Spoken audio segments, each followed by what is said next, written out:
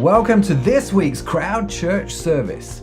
We are a digital church on a quest to discover how Jesus helps us live a more meaningful life. We are a community, a space to explore the Christian faith, and a place where you can contribute and grow. Our service will last about an hour, and in a few seconds you'll meet our hosts for our service who will introduce today's talk. After the talk, we will have a time of worship and reflection, after which we head into Conversation Street, where we look at your stories and questions that you've posted in the comments. Now, we want to invite you to connect with us here at Crowd Church, and we've got a few ways in which you can do just that. Firstly, you can engage with Crowd from any device during our live stream, and if you're up for it, why not invite a few friends over and experience the service together? You see, church is all about connecting with God and connecting with others. And one of the easiest ways for you to do that is join one of our midweek groups where we meet online together to catch up and discover more about the amazingness of Christ. You can also subscribe to our fairly new podcast called What's the Story, where we deep dive into stories of faith and courage from everyday people. More information about all of these things can be found on our website at www.crowd.church, or you can reach out to us on social media at Crowd Church. If you are new to Crowd or new to the Christian faith and would like to know what your next steps to take are, well, why not head over to our website, crowd.church/next, for more details. And now, the moment you've been waiting for is here. Our online church service starts right now. Evening all. Good evening. Nice to see everyone. Yes, we were just saying as the sort of the music was building, it felt a little bit like, oh, someone should be like doing our makeup and getting ready for going live. Itself as a news anchor, yeah. Everyone. But, I need some papers to go. Trevor McDonald. For those not in the UK, you have to YouTube Trevor McDonald. He's a legend. So, Palm Sunday, isn't it? It is, yeah. Yeah. Happy Palm Sunday, everyone. Yeah, it's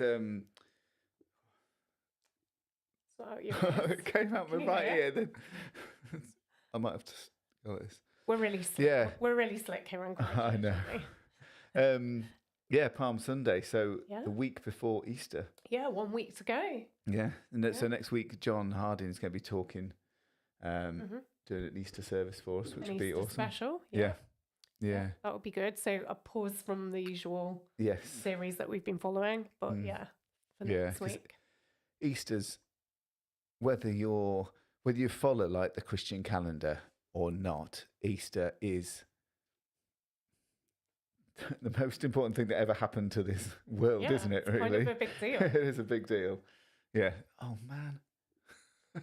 Somebody send Dan some new earphones, everyone. He's going to be like tiny little ears, and these are made for Matt's perhaps slightly bigger ears. I need to get some smaller earbuds. They just don't fit in. It's what you call first world problems. It is, yeah.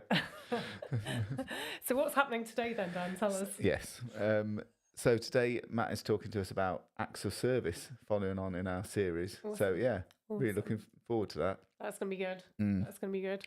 And as we mentioned, next week, Dave Connolly, I'm doing what Matt gave us a incorrect order last week. I was about to do the same thing this week. So Matt talking this week, and then John Harding next week, Easter, and then Dave Connolly after that will be continuing the series.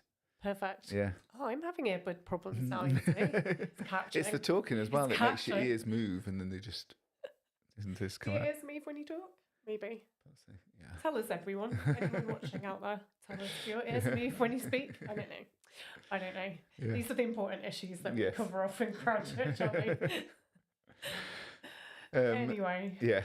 Well, good to see people on the comments. Yeah, Matt says you need monitors. We do. Yeah. I'll get some moulded to my ears, to my tiny ears. Yeah, maybe that's the solution. So. Have you had a good weekend? A good day today? Yeah. You know what? Like, yesterday we hung out with some friends, Jack and Jenny, who are some of the pastors in our church. Their little boys, the same age as our little boys, so that was nice hanging out. Today we had church this morning, and you were saying it was a very busy service, wasn't it? Because it was really busy because there were some baptisms. Yeah, quite a few. There must have been. Visitors. Wife said there's about 20 or more. Yeah, not quite sure how many. Yeah, we in our church, we've got our congregation. Then there's a Polish congregation and a Iranian congregation as well. All normally have different services, different times, different languages. But we all came together for the baptismal service, so it's quite really busy. Yeah, quite. And there was lots of extra guests as well. They'd come just to see friends and family get baptised. But I mean, we should probably add that they're separate services because of the language. Yes, we don't so just Iranian segregate. Speaking. Yeah. It's not that Iranians can't come to the no, they're English speaking church. Yeah. It's just that it's a language thing. A language barrier thing. Yeah. So that was good. And then this afternoon we just kind of been hanging out and chilling at home. But yesterday, also did some skiing with my little boy. He's like learning to ski at the moment. Very nice. On the indoor ski centre in Manchester near us. So that was fun. Proper snow.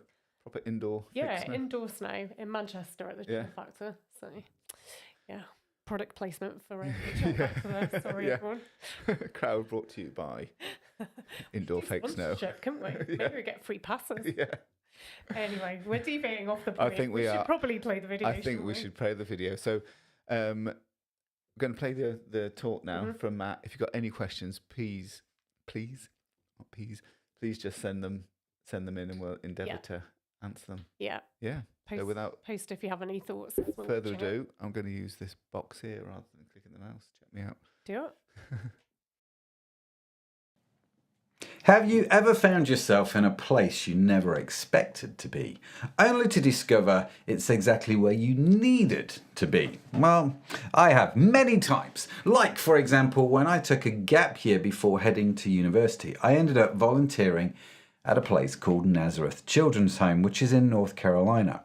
Now, I was not a Christian at this point, but if I look back, I can definitely see that God orchestrated the whole affair. I got to hang out with and serve with these amazing kids and staff, but these kids, for whatever reason, couldn't live with their families. And it wasn't where I personally planned to be. It wasn't where I expected to be, but it was where I needed to be, because it was here that God met me and I became a Christian. It was in this place where my personal journey to wholeness began. But it all started with me serving. Now, Paul, when he wrote to the Philippian Church, wrote this. He said, "Do nothing out of selfish ambition or vain conceit. Rather, in humility, value others above yourself, not looking to your own interests, but each of you to the interests of the others. In your relationships with one another, have the same mindset as Christ Jesus, who, being the very nature God, did not consider equality with God something to be used to his own advantage. Rather, he made himself nothing by taking the very nature of a servant." Sometimes, when reading scripture, all you can do is just go, wow. Right? We are told as Christians to have the same mindset as Jesus, which tells me that's possible. Another story. But the same mindset as Jesus, who, though he was God, and let's face it, that's a pretty big deal, still made himself a servant. Regardless of our position, we should still take on the position of a servant, which is a pretty powerful statement. So serving then is a transformational journey that shapes who we are and aligns us to the heart of our servant God. And so that's what we're going to look at today. I want to ask a few questions like, how does living a life of service contribute to our spiritual formation? How does it actually make us whole? Why is Jesus so focused on us serving others? And what does living a life of service actually look like in the day-to-day, especially if we are busy and maxed out already? Can I get an amen?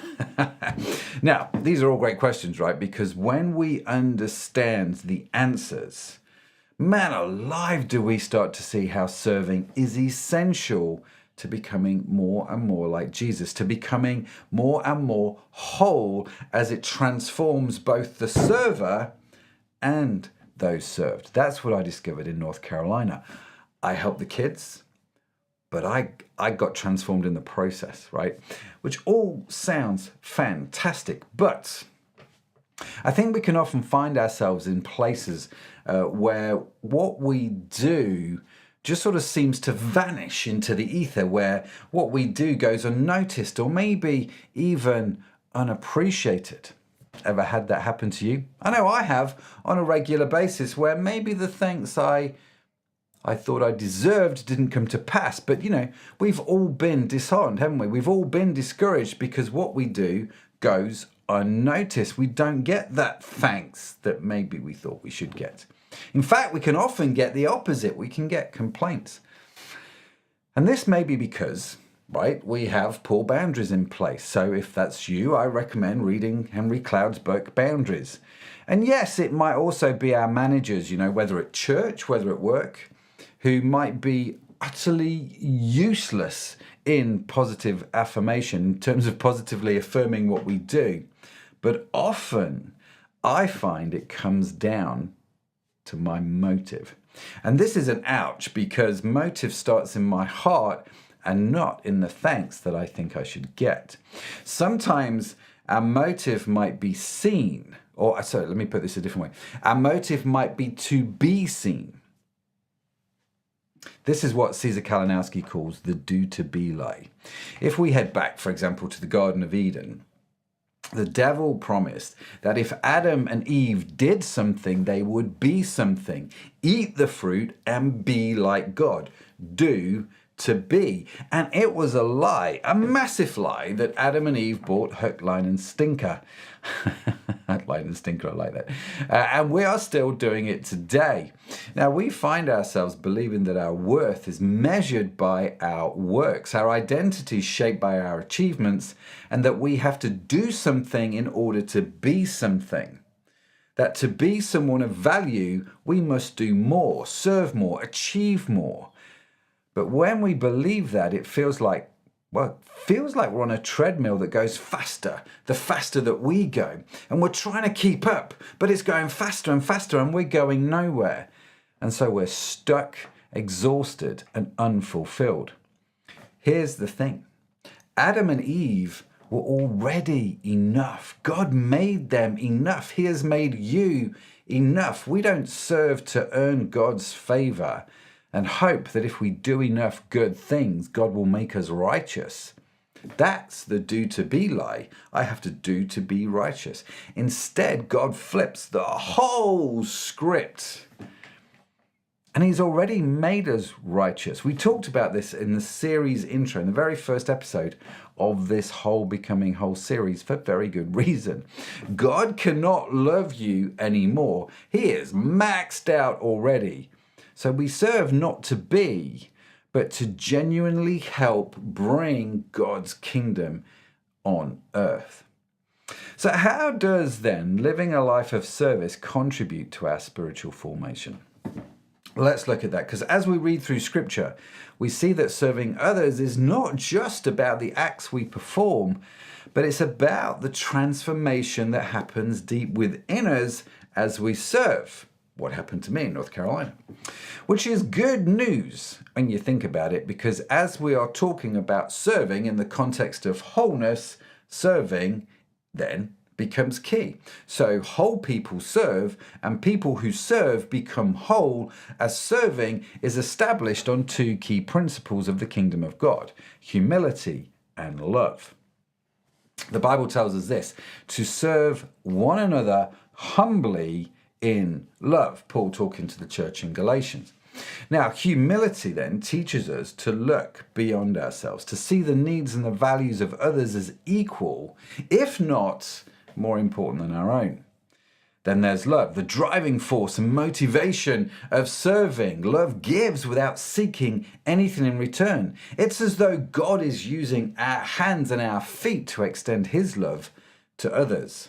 We get to be a part of that, which is incredible. It's a privilege. And I don't always see serving in that way. If I'm honest, often it can feel like a chore. So I have to remind myself that what I'm doing is a privilege, and it is, in fact, very, very godly. That's why serving is a key contributor to spiritual formation. It challenges us and it gets rid of our inherent selfishness by replacing it with a spirit of generosity and compassion. And as we serve, our motives are refined, hopefully, and our character is shaped, hopefully, and our relationship with God is deepened, which all sounds wonderful. Jesus put it this way: whoever would be great among you must be your servant, and whoever would be first among you must be slave of all. For even the Son of Man came not to be served, but to serve, and to give his life as a ransom for many. That's a powerful statement, isn't it, from Jesus? Again, you just got to go, wow, right? Jesus tells us that greatness is all about serving, which kind of turns the whole the whole success ladder on its head, doesn't it? The way up in the kingdom of God is, it seems, astonishingly down. The highest honor is achieved not by towering over others, but by lifting others above ourselves, which is, as they say, revolutionary. So what does Jesus mean by this phrase, being great? If you want to be great, well, in God's kingdom, it's someone who is esteemed and excellent and splendid and stately, according to Strong's. Love that. Splendid and stately. Essentially, it's a person who is biblically whole, trusted and used by God for his plans and purposes, which as Christians should be, in theory, what we're all after, right? So what would our world look like if we pursued greatness, wholeness, through serving? What would my life look like if I truly got a hold of this principle? And it's a hard question to ask yourself, because even knowing that we might be taken advantage of, Jesus still challenges us to take the leap, that biblical wholeness is about giving first and letting God take care of the rest. To serve is to love, and to love is to serve. So, why is Jesus so focused on this whole serving thing?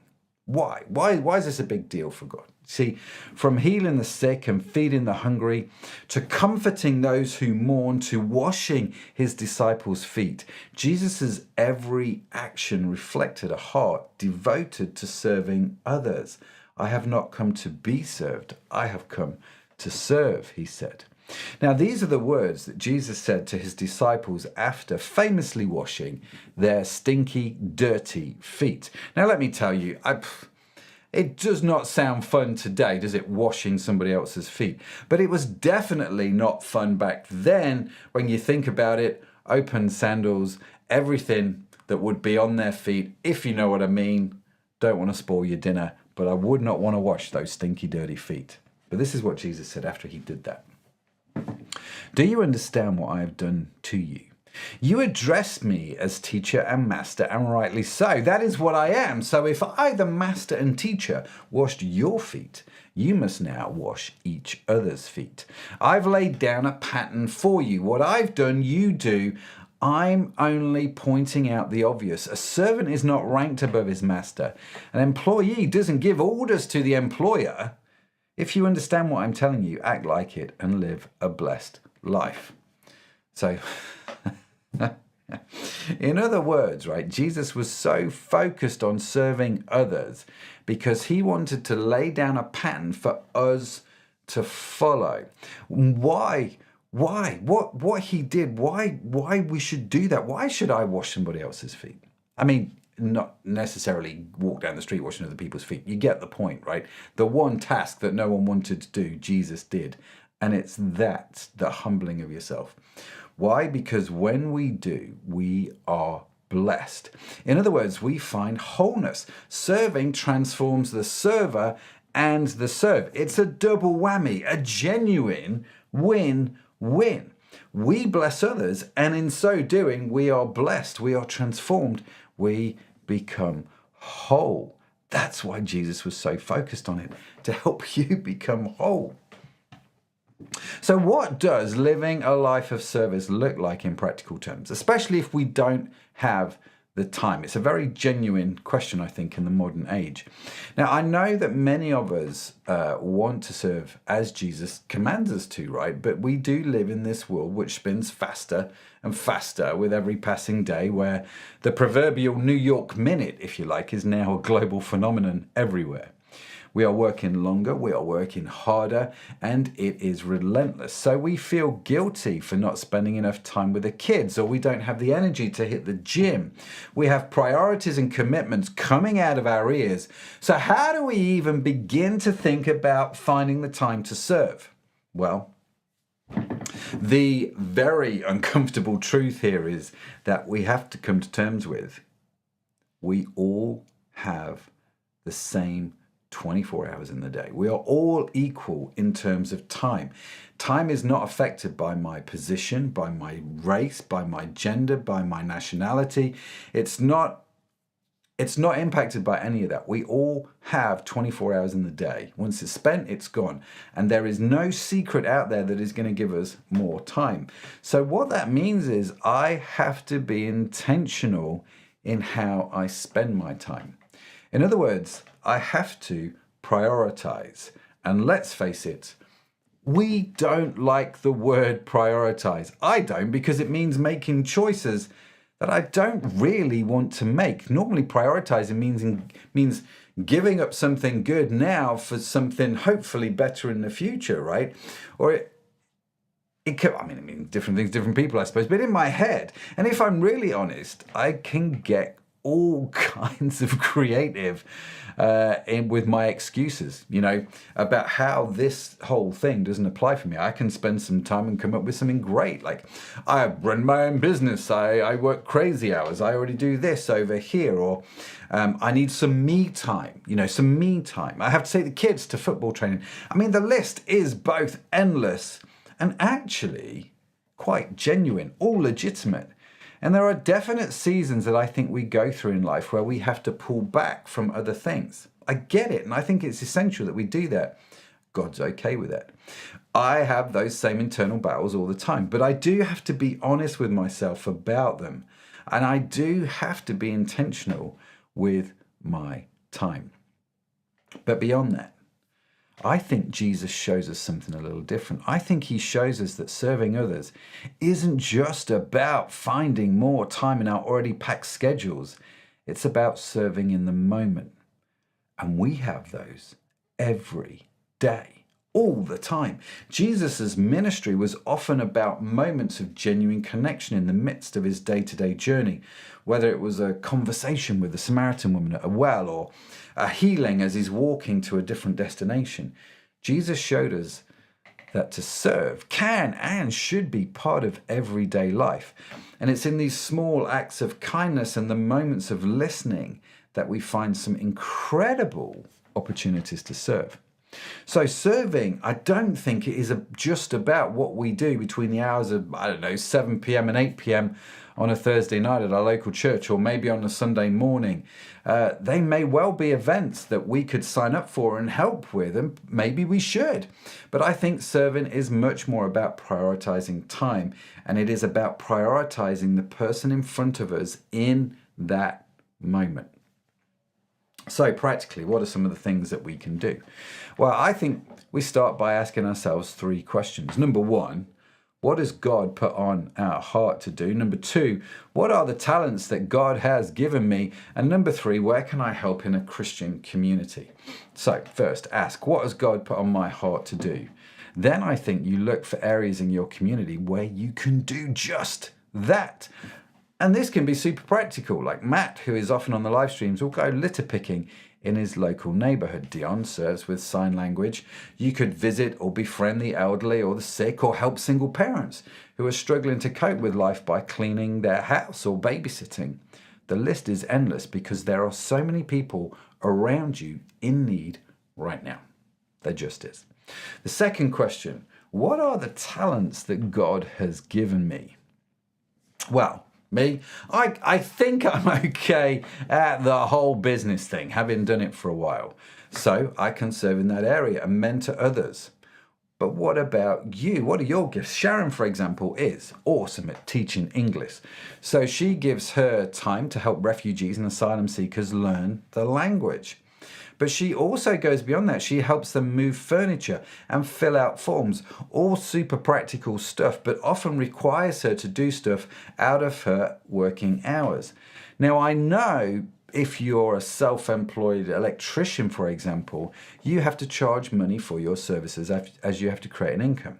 I appreciate that you might want to keep work separate from everything else. That's totally cool. It's not a hard and fast rule, but I do guarantee that there is someone in your community who needs your help and who can't afford to pay you. So the question is, could you help? Definitely no pressure, just a question. So finally, we then ask ourselves, where can I help in the Christian community? You want to serve the Christian community, right? But you want to serve the wider community. You want to serve both, okay? As this demonstrates, I think, the love of God, both inside and outside the Christian community. And again, it doesn't have to be super complicated. Oh no. When our kids were born, for example, the church community were wonderful. For several weeks, people would bring a meal to our house every night, and they would come in and do all kinds of things like cleaning, for example. And that was such a massive blessing, simple and practical. So my advice is this, to me as much as you. Help where you can. Roll up your sleeves and get stuck in. Prioritize your time and give some of that time back to God. Bless your local community and fellow believers and see what happens. And of course, one of the biggest acts of service is simply to pray for people, to connect with them and then see how they are doing, to encourage them. The Bible talks about the ministry. Ministry just means to serve, by the way. It's just a fancy word for serving. So the act of serving through helps, through being generous and through being an encouragement. Always we can serve. So here's my challenge this week. Over the next 7 days, do what I'm now calling a serving audit.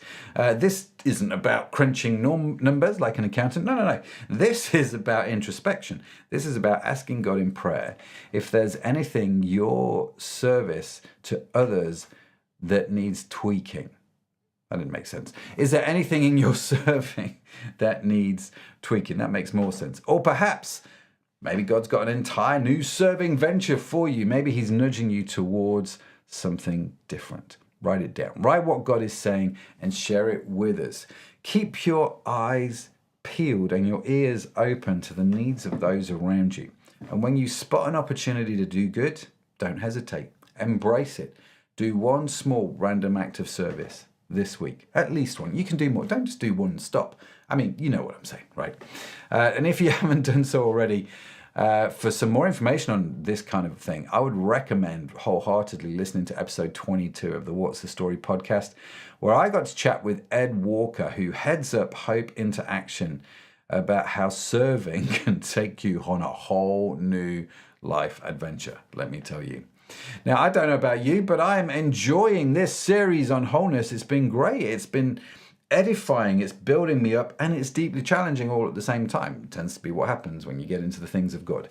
But I tell you what, I just see Jesus in the whole thing. And I'm looking forward to what's coming up. So make sure you subscribe if you haven't done so already.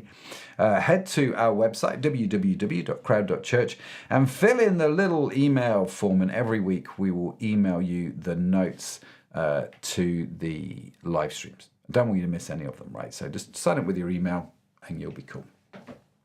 Now, before we go, one final story, because why not, right? After university, I volunteered again. I took another year out and I volunteered for our local church for this year.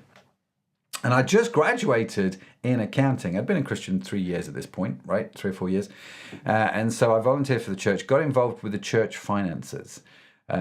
amongst other things. And I love that year, despite not really having any money, if I'm honest with you. It was an experience that was both transformative and deeply satisfying in ways that I hadn't really anticipated, if I'm honest with you. But here's the kicker.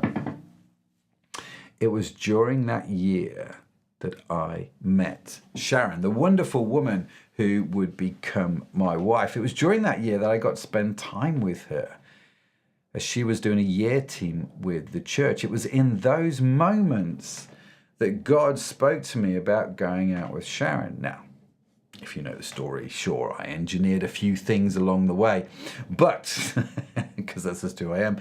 But let me tell you, if I hadn't have served, I don't know if we would have spent that time together that we did. I mean, dating apps are okay, but for me, it was in serving that I met my future wife. Something that I'm grateful for every single day.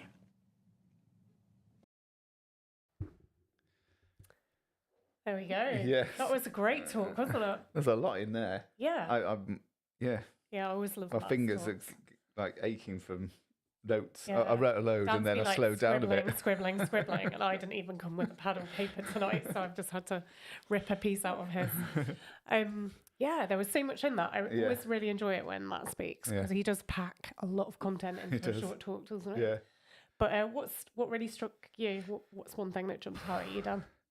I think again, just going back to, well, you said it well, Matt was talking. He spoke to me and said Jesus was counterculture. Yeah. Imagine a leader now. Imagine Prince Charles, Rishi Sunak just saying, "Oh yeah, I'll come around and clean your floor. Yeah. I'll come around to do clean your feet." Or saying, as an employer, we shouldn't be telling the employee what to do. I mean, it's just, if you're an employer and you show your employee that you can serve, how much more are they going to want to work for you? It makes sense, doesn't it? Even though it's upside down to what we normally think. I think at the same time, everyone loves a leader who walks the talk. Yeah.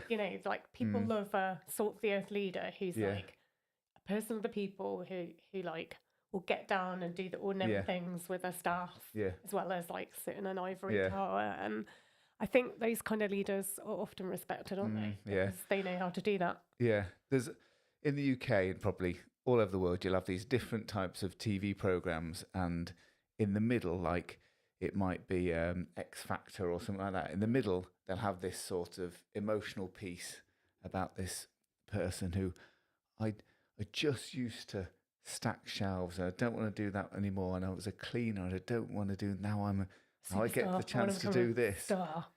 And to me, I always see that and think, nothing wrong with stacking shelves. There's nothing wrong with being a cleaner. Yeah. It's great to do a job and do it well. Yeah. And I think it's just turning those things, what we're always taught, go for the better life, go for the bigger job. Serving's awesome. And there's some jobs which are naturally, that is what you do, isn't it? It might be cleaning, it might be doctor, something like that. It's more of, yes, you're getting paid for it, but it is more of an act of service. Yeah. But I always think of nurses. I mean, I work in the health service, so I work. I'm not a nurse, but I work alongside a lot of nurses, and I just always think they're incredible people who don't get paid ever so much, but just serve people all day long. All day long. Yeah. I know you get paid, but it's not easy, and it's quite humble work in a lot of ways. Yeah. I just think there's a lot of amazing people out there that are really good at this. But it is very countercultural, really, isn't it? In terms of what we're taught, like by our culture, like you say, go for the big job, earn lots of money. Have someone to do all the menial tasks. Yeah, the people that we really look up to are the people on stage with a big platform, a big online following. It's when I love that verse that Matt started with that says, "Do nothing out of selfish ambition," and I just think, wow, it's just such a high order, isn't it? Like so much of what we do is selfish ambition. Like I want to be have a nicer house. I want to have better quality of life. I want more money in the bank. I want to be more comfortable. I want my kids to go to a better school or live in a better neighborhood or, all of that. None of those things are wrong in themselves, but they all are kind of... It's where is your ambition, motive? Where is your motive? Yeah, exactly. Yeah. It's about the heart. But I think that second part, like, consider others more highly than yourself, that's the bit that matters, isn't it? It's like, yeah. I think at the end I wrote it down. In the UK, we always say, like, instead of if I saw you in the street, I'd say, "Hi, Anne, how are you doing?" Yeah. And you'd say, "I'm fine." Yeah. And yeah, fine, thanks. That's the conversation. We ask a question, how we're doing, and we will reply, "We're fine." And you don't really want to know because nobody's got time to listen. Yeah. And I just thought in that, when Matt was saying, what could we do this week in serving, perhaps I could be a bit more intentional in my questions and in my listening. So when someone says, "I'm fine," just ask another question, or how's work been? What have you done? Just to move that conversation to be in an automatic response to actually caring and spending time thinking about someone else. Yeah, because when we talk about serving, like Matt did make this point, we often think about doing the big things, like, like it's great to do those big projects, go and, volunteer for a charity or a soup kitchen or, go and feed the homeless or help with some like youth work or something big. But it's also those small moments. And I think that came across really well in this talk, that you can actually really serve people and encourage people and make a difference in someone else's day in those small moments. But I think so much of it is about being present. Like, it's about, again, that intentionality, isn't it? I think that word was mentioned. And I think in order to do those things, like ask people how they are, you've got to be more present in the moment. And I'm terrible for this. Like, I'm always kind of like half here, half checking emails, waiting in a queue in the supermarket, but also doing something else on my phone at the same time, catching up with something else. Like, and then I'm not fully present to the person that's serving me. And I'm not having that conversation because I'm also somewhere else. And that for me is a massive challenge in our culture and in my own life, that if I could just be a bit more present in the moment, I might not miss those opportunities just to serve people in small ways. Yeah. I think if you read the Gospels, there's so much out there where Jesus sees people in that moment, doesn't he? He doesn't ignore them. He doesn't ignore the lady that came and just gave that small amount and put it in the synagogue for her gift. He wasn't just in his own world. He was watching all those little things that happen. And that's something that struck me. I thought, I need to be more present. Definitely. And we have got loads of excuses, and lots of them are valid.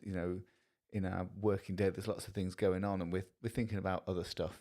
But sometimes there are times when that moment could be given over to the person that we're with or we're standing next to. We don't have to fill our time with fail videos or cats or whatever it might be. I think if we're all totally honest, or Candy Crush Saga in Matt's case. Candy Crush. I got mentioned. I agree. I think if we're all totally honest with ourselves, we're all busy, aren't we? We're all super busy, but also we all waste some time. Like, you and I are here tonight in Crowd Church, and we could be doing something else with our families this hour, couldn't we? But we've chosen to serve in this way, and that's, because we've not wasted this hour doing something else. And it's amazing that God, He asks us to do things and asks us to serve, but there's always something that even there's that sort of phrase or I don't know what the parable. You can't do anything completely selfless because it always gives back, and serving is one of those things. No matter what you do, you always learn. at the very least you learn from it, don't you? Or Yeah. you might, like in Matt's case, you might find yourself a wife, or even doing That would be a good result, wouldn't it? Yeah. Doing this for me, I'm not an outward person. I'm not very good with my words, and I've been able to serve and do something, but God's helping me, and I can use these skills in other places. He's helping me finish my sentences. I have to actually keep going and say something and not mumble, which normally I do if I'm talking to people. So, different things come out. Mumble and crouch. Yeah, no. I loved what Matt said actually about that whole thing of we serve out of love and out of that overflow and the overspill of what God's done for us and his love. And so, we're transformed and we want to partner with him and transform the world around us. But I also love the fact that he said that there is that transformation in us that happens as we serve, that we become whole by serving. And I think that's really true. Like, I wondered have you got any examples of, I suppose that is one, isn't it, in a small way, of how you grow when you serve or you learn new things. Yeah, definitely. I wondered if you'd got any other examples of that. Putting you on the spot. On the spot. I suppose, one thing is that if I hadn't served in different ways, I wouldn't get to meet people. Yeah, I'd very easily could just be quite insular. For me, it's very easy to sit in the corner of a room and just... You're more naturally introverted as a person, But serving and having to go out there, having to do... So at church, I in control of the PA on certain weeks. And it means that I have to be out there and telling people, oh, okay, I've got to sound check you, got to do this. Yeah. And sometimes that can be... It's great to be able to serve, but also has taught me to be more forthright in what I'm saying, and it's great to be able to do, and I've never come away thinking, I wish I didn't. Yeah. Wish I didn't do that job. Volunteering almost always gives you an opportunity to grow or learn new skills or develop some area of your character or your expertise, I think. But I also feel like when you serve in kind of a context with God, like, it's also an opportunity. I think Matt touched on this, for it to like transform your heart as well. So I think of an example when our church Frontline used to run a outreach to street sex workers and homeless people called Streetwise, and I used to go out once a month on this van, and we used to give out like food and hot drinks and stuff to women who were out on the streets at night. And I think that experience put me in a scenario meeting people whose path I would never meet people like that in my normal day job in my normal life, and it gave me something that was totally out of my context and normal life, but it also taught me to love people who really different to like my life and had a really different background, and to actually see who they were, and just to have it really gave me a compassion that I didn't have before for people who had a really tough background. Made me realize how blessed I was to have the start in life that I did, coming from a like loving home, but also gave me so much more compassion and grace for people who struggle in life because perhaps they've come from really broken backgrounds. And I think when you serve in those kind of, particularly out of your comfort zone, it can't help but change you and change your heart. And I think God kind of grows and enlarges our perspective, and that's a really good thing. And God is love, isn't it? I wrote that in capital letters, that we're here because God is love. And sometimes people don't see that God is love. They might see preachers. They might see people preaching at them. They might see in the media what could be the truth, but to them it's hitting them in the wrong place. I used to help run, we'd give out teas and coffees to people at night time in Liverpool till about 2 a.m. So people go in clubbing, those that were homeless as well. And a lot of the clubbers would be like, why are you doing this? Why don't you just give it to those who are homeless? But they'd love having a hot cup of tea or coffee and say, well, God, you might be going out for a fun night out, but God still loves you, and will happily talk to you and tell you about Jesus, but will happily just say, here, have a cup of coffee, and it's just a different experience of who God is. Yeah. I loved what Matt said at the end about like kind of doing a serving audit. You know, that's a really good idea. I think somebody said, was it Nicola in the chat said before, that sometimes when you serve, you can feel like you're a bit taken advantage of, or people use you as a bit of a doormat, and I think that can be true. It's sad when it happens, but it can happen. But I think that was a really good point that Matt made, which was that it's good to have a regular audit of your service and what you're doing. That's not just about, that it's bigger than just looking after number one, like yourself.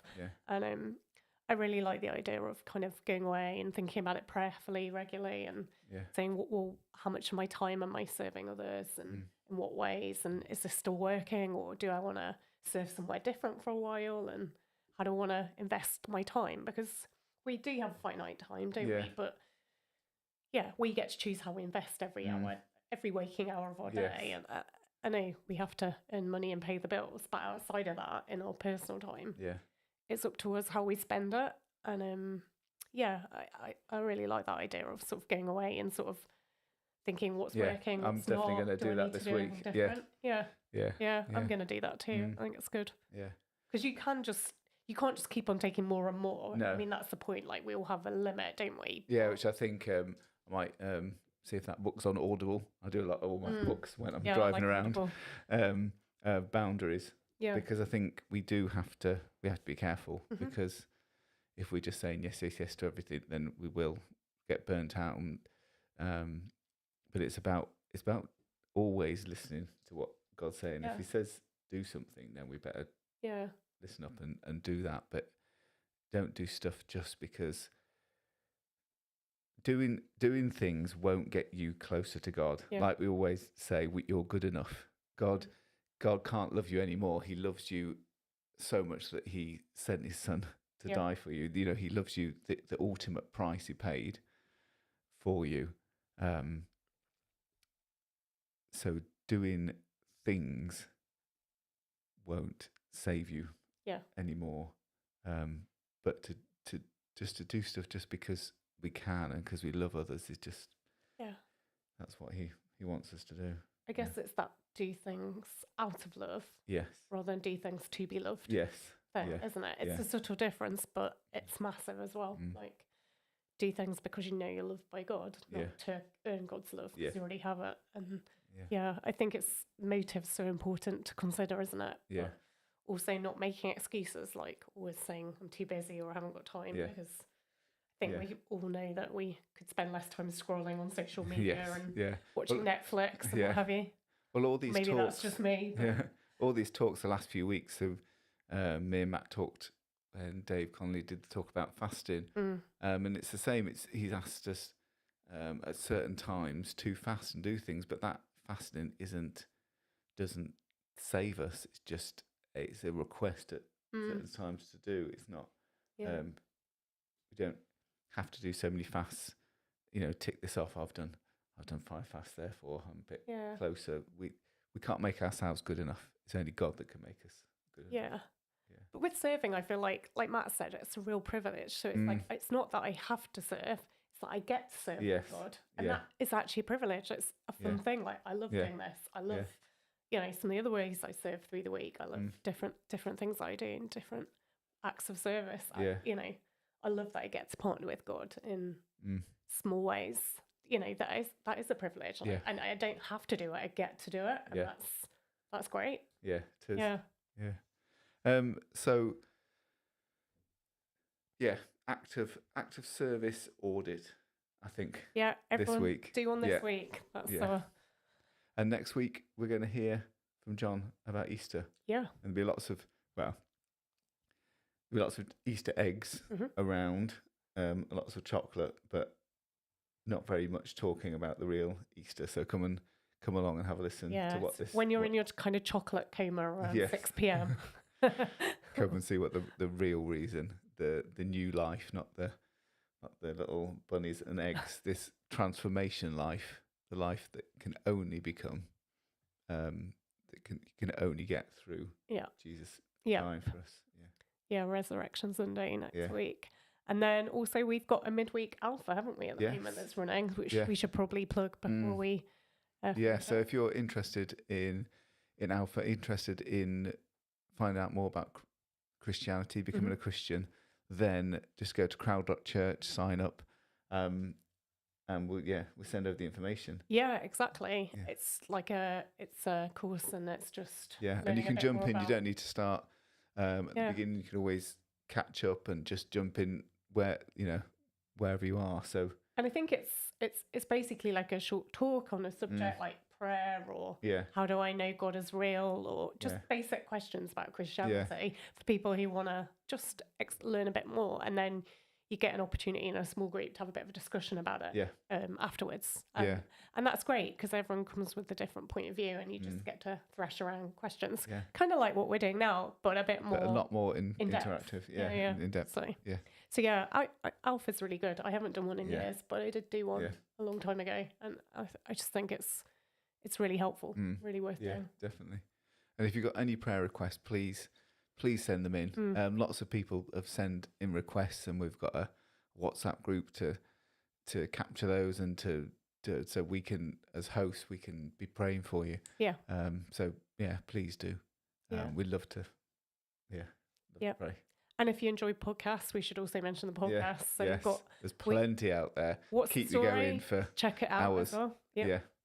It's new. We're releasing probably a new podcast every week or so, where somebody just talks about their life story, and some really great ones out there. So if you're looking for podcast content, something to listen to in your week, check that out as well. Subscribe. Yeah.